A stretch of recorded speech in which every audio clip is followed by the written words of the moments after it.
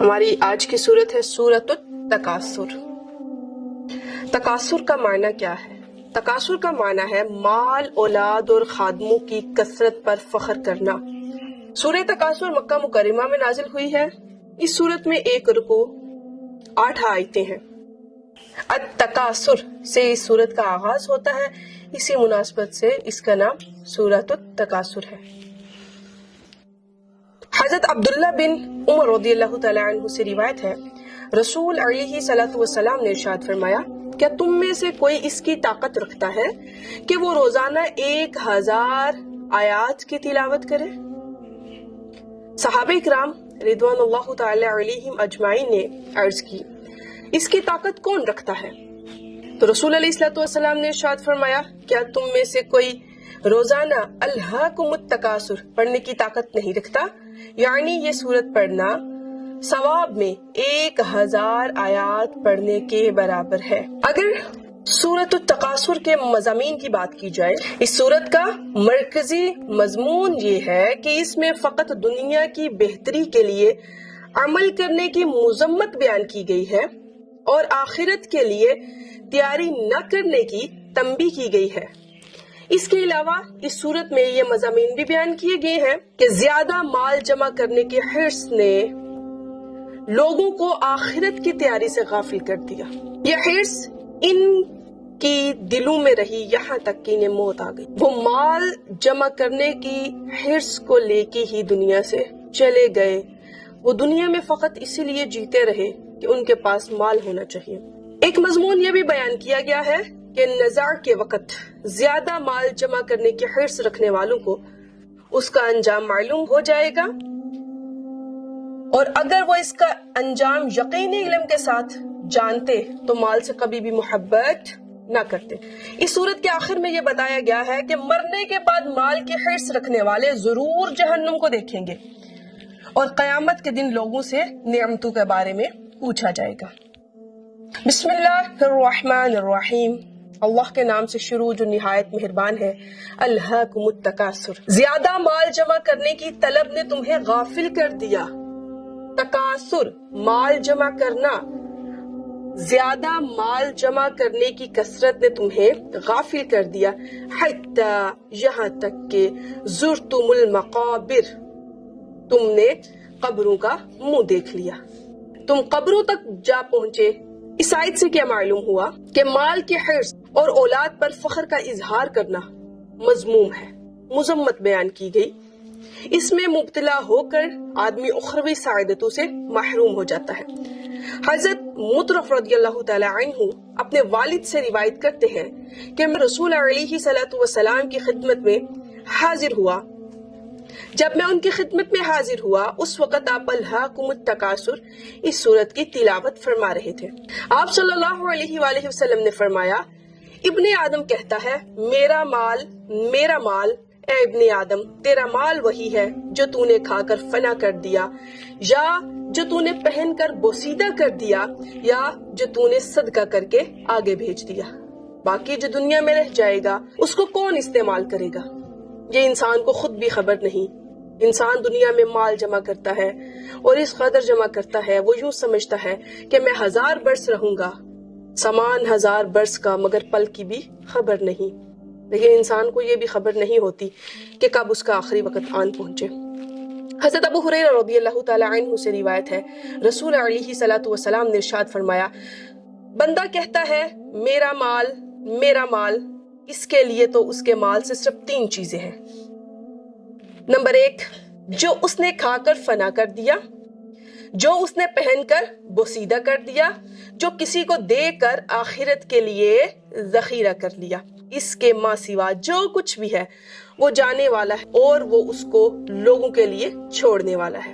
اسی طرح حضرت عمر بن عوف رضی اللہ تعالی عنہ سے روایت ہے کہ رسول علیہ صلوٰۃ والسلام نے ارشاد فرمایا، خدا کی قسم مجھے تمہارے غریب ہو جانے کا ڈر نہیں، مجھے تو اس بات کا ڈر ہے کہ دنیا تم پر کشادہ نہ ہو جائے جس طرح تم سے پہلے لوگوں پر ہوئی تھی، پھر تم اس میں رغبت کر جاؤ جیسے وہ لوگ رغبت کر گئے، اور یہ تمہیں ہلاک کر دے گی جیسے انہیں ہلاک کر دی۔ اسی طرح ایک روایت حضرت ابو ہریرہ رضی اللہ تعالی عنہ سے مروی ہے، رسول علیہ صلاۃ والسلام نے ارشاد فرمایا، مال و اسباب کی کثرت سے مالداری نہیں ہوتی، بلکہ کیا فرمایا، الغنا غنى نفس، بلکہ امیری وہ ہے جو دل کی امیری ہے۔ ایک اور روایت میں حضرت کعب بن مالک رضی اللہ تعالی عنہ سے مروی ہے کہ حضور علیہ صلاۃ والسلام نے ارشاد فرمایا، دو بھوکے بھیڑیے جو بکریوں میں چھوڑ دیے جائیں، وہ ان بکریوں کو اس سے زیادہ خراب نہیں کرتے جتنا مال اور عزت کی حرص انسان کے دین کو خراب کرتی ہے۔ اور ہم اپنے ارد گرد اس چیز کا جائزہ لیں تو یہ بات ہم پہ بڑی واضح ہو جاتی ہے کہ حقیقتاً ایسے ہی ہے۔ مال حاصل کرنے والا اور عزت کے پیچھے بھاگنے والا یہ نہیں دیکھتا کہ وہ اللہ کی نافرمانی کر رہا ہے، چونکہ اس کی نظر مال پہ ہوتی ہے اور عزت پہ ہوتی ہے، لیکن اگر انسان کی نظر اللہ کی رضا پہ ہو تو وہ کبھی بھی ایسا کام نہیں کرتا جو اللہ کی ناراضگی والا ہوتا ہے۔ تو ہم نے کیا پڑھا، الہاکم التکاثر حتی زرتم المقابر۔ یہاں پہ حضرت عائشہ صدیقہ رضی اللہ تعالی عنہا آپ ایک حدیث مبارکہ بیان فرماتی ہیں کہ ایک دن رسول علیہ الصلوۃ والسلام نے صحابہ کرام سے دریافت کیا، فرمایا تم جانتے ہو کہ تمہارے اہل و عیال، مال اور اعمال کی مثال کیسی ہے؟ ایک مثال دی۔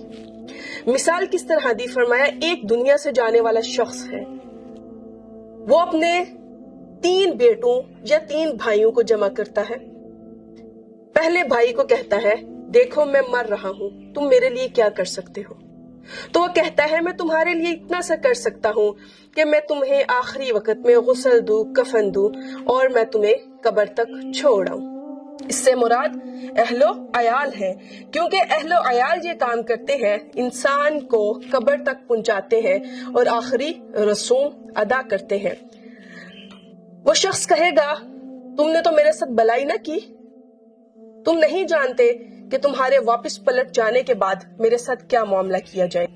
یہ فرمانے کے بعد حضور علیہ الصلوۃ والسلام نے صحابہ کرام سے پوچھا، اس کے بارے میں تمہارا کیا خیال ہے؟ تو انہوں نے عرض کی کہ یا رسول اللہ، ہم اس میں کوئی بھلائی نہیں پاتے۔ اس کے بعد پھر ارشاد فرمایا، پھر وہ اپنے دوسرے بھائی سے کہے گا، تم بھی میری حالت دیکھ رہے ہو، میں آخری وقت میں ہوں، دنیا سے جانے والا ہوں، تم میرے لیے کیا کر سکتے ہو؟ تو وہ جواب میں کہے، میں اس وقت تک تمہارا ساتھ دوں گا جب تک تم زندہ ہو، جو ہی تم دنیا سے رخصت ہو گئے تو ہمارے راستے جدا جدا ہو جائیں گے۔ تو اس سے مراد کیا ہوا؟ مال ہوا۔ مال انسان کا اس وقت تک ساتھی ہے جب تک انسان زندہ ہے، جدائی کے بعد سانس نکلنے کی دیر ہے، ان دونوں کے درمیان دور کی جدائی ہو جاتی ہے۔ مال کیا کہے گا؟ تم دنیا سے چلے جاؤ گے، قبر تک پہنچ جاؤ گے، لیکن میں یہی دنیا میں رہ جاؤں گا۔ یہ بھائی اصل میں اس شخص کا مال ہے، اس کے بارے میں تمہارا کیا خیال ہے؟ تو صحابہ نے عرض کی، یا رسول اللہ، ہم اسے بھی اچھا نہیں سمجھتے۔ کیوں؟ اس لیے کہ یہ آگے ہمارے کام یا اس کے کام نہیں آ رہا۔ پھر حضور علیہ الصلوۃ والسلام نے مزید ارشاد فرمایا، پھر وہ شخص اپنے تیسرے بھائی سے کہے گا، یقیناً تم بھی میرے حالت دیکھ رہے ہو، تم نے میرے اہل و عیال اور مال کا جواب بھی سن لیا، بتاؤ تم میرے لیے کیا کر سکتے ہو؟ تو وہ اسے تسلی دیتے ہوئے کہے گا، میرے بھائی، میں تو قبر میں بھی تمہارے ساتھ رہوں گا، تمہیں وحشت سے بچاؤں گا، حساب و کتاب کے وقت بھی تمہارے ساتھ رہوں گا، میزان میں بھی جا کے تمہارے ساتھ بیٹھوں گا اور وزن والا معاملہ بھی ادا کر دوں گا۔ یہ اس کا عمل ہے، اس کے بارے میں تمہارا کیا خیال ہے؟ تو صحابہ نے عرض کی، یا رسول اللہ، یہ تو بہت اچھا دوست ہے۔ دوستی کس سے ہونی چاہیے؟ مال سے، اہل و عیال سے، یا اعمال سے؟ اعمال سے۔ لیکن مال سے دوستی ہم کس طرح رکھ سکتے ہیں؟ ہم اس کو اللہ کے بتائے ہوئے طریقوں کے مطابق خرچ کریں۔ کلا یقیناً، سوف جلدی، تعلمون تم جان جاؤ گے، ثم پھر، کلا یقیناً، سوف تم، تعلمون جان جاؤ گے۔ کلا یقیناً، لو اگر، تعلمون علم الیقین اگر تم کو یقین ہو جاتا، تو تم مال کی محبت نہ رکھتے. لَتَرَوُنَّ الْجَحِيمَ بے شک ضرور جہنم کو دیکھو گے. یہ محذوف ہے کہ تم مال کی محبت نہ دیکھو. کس طرف توجہ دلائی گئی؟ اگر تم جان لیتے تو تم مال کی محبت نہ رکھتے. ثم پھر تَرَوُنَّهَا عَيْنَ الْيَقِينِ بے شک ضرور اسے یقینی دیکھنا دیکھو گے. پھر تم اس کو یقینی طور پہ تمہیں عین الیقین حاصل ہو جائے گا. ثم پھر تسألن البتہ ضرور بضرور پوچھا جائے گا یومئذ اس دن عن النعیم نعمتوں کے بارے میں. کسی بھی نعمت کو استعمال کرنے سے پہلے اگر بسم اللہ کہہ لیا جائے اور بعد میں الحمدللہ کہہ لیا جائے تو اس نعمت کے بارے میں پوچھا نہیں جائے گا. یہاں پہ ایک چیز میں عرض کرتی چلوں کہ انسان دنیا میں آتا ہے، کامیابی لیتا ہے، اللہ تعالیٰ اس کو جوانی بھی دیتے ہیں، علم بھی دیتے ہیں، مال بھی دیتے ہیں. تو حدیث مبارکہ میں آتا ہے، حضرت عبداللہ بن مسعود رضی اللہ تعالیٰ عنہ سے مروی ہے، نبی علیہ الصلوۃ والسلام نے ارشاد فرمایا، قیامت کے دن انسان کے قدم نہ ہٹیں گے، انسان قدم نہ اٹھا پائے گا حتیٰ کہ اس سے 5 چیزوں کے بارے میں سوال کیا جائے گا. نمبر 1 اس کی عمر کے بارے میں کہ کس چیز میں خرچ کی. اللہ تعالیٰ پوچھیں گے میں نے تمہیں عمر دی تھی، تم نے اپنی عمر کس چیز کے بارے میں خرچ کی، کہاں پہ خرچ کی. اس کی جوانی کے بارے میں کہ کس کام میں گزاری. حدیث مبارکہ میں آتا ہے جوانی میں توبہ کرنا پیغمبروں کا شیوا ہے، اور جو شخص جوانی میں توبہ کرتا ہے وہ اللہ کا محبوب بن جایا کرتا ہے. تیسرا سوال کیا پوچھا جائے گا؟ اس کے مال کے بارے میں پوچھا جائے گا. تیسرا سوال مال کے بارے میں یہ پوچھا جائے گا تم نے کہاں سے کمایا، اور چوتھا سوال پوچھا جائے گا اس کو کہاں پر خرچ کیا. آپ نے یہ دیکھنا ہے ہمارے پاس آنے والا مال حلال ہے کہ حرام ہے. تم نے مال کہاں سے کمایا اور پھر اس کو خرچ کہاں پہ کیا. آیا تم نے جو مال خرچ کیا وہ اللہ کو ناراض کرنے والی جگہوں پر خرچ کیا یا اللہ کو راضی کرنے والی جگہوں پر خرچ کیا. آخری سوال 5واں جو پوچھا جائے گا وہ اس کے علم کے بارے میں پوچھا جائے گا کہ جو تو نے علم سیکھا تھا اس پر تو نے کتنا عمل کیا. جب تک کوئی بھی شخص ان سوالوں کے جوابات نہیں دے دے گا وہ اپنے قدم اٹھا نہیں پائے گا. ایک روایت میں حضرت ابو ہریرہ رضی اللہ تعالیٰ عنہ سے مروی ہے کہ رسول علیہ الصلوۃ والسلام نے ارشاد فرمایا قیامت کے دن بندے سے سب سے پہلے نعمت کے بارے میں سوال ہوگا. اس سے پوچھا جائے گا کیا ہم نے تمہیں جسمانی صحت نہ دی، ٹھنڈے پانی سے سیراب نہ کیا. تو انسان کو اپنی عادت بنا لینی چاہیے کوئی بھی نعمت کا استعمال کرے آپ کی زبان پہ الحمدللہ کا ورد ہونا چاہیے. یا اللہ تیرا شکر، ہر چیز میں یا اللہ تیرا شکر. آغاز سے پہلے بسم اللہ، اختتام الحمدللہ. اپنی عادت بنا لیجئے جب ہم اللہ کو یاد رکھتے ہیں تو اللہ تعالیٰ ہمیں یاد رکھتے ہیں. اللہ تعالیٰ ہمیں صحیح معنوں میں عمل کرنے کی توفیق عطا فرمائے. ایک روایت جہاں پہ اور ایڈز کرتی چلوں، حضرت ابو ہریرہ رضی اللہ تعالیٰ عنہ سے مروی ہے کہ جب یہ آیت نازل ہوئی ثم تسألن یومئذ عن النعیم، تو صحابہ نے عرض کی یا رسول اللہ ہم سے کس نعمت کے بارے میں پوچھا جائے گا، حالانکہ ہمارے پاس تو صرف یہی 2 سیاہ چیزیں ہیں.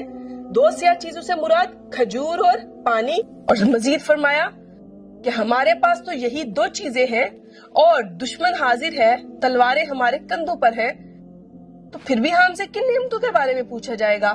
تو حضور علیہ الصلوۃ والسلام نے فرمایا ان قریب ایسا ہی ہوگا، یعنی ان قریب ایسے ہی لوگ آئیں گے جن کو بہت سی نعمتیں دی جائیں گی، ان سے بھی پوچھا جائے گا اور تم سے بھی ان نعمتوں کے بارے میں پوچھا جائے گا.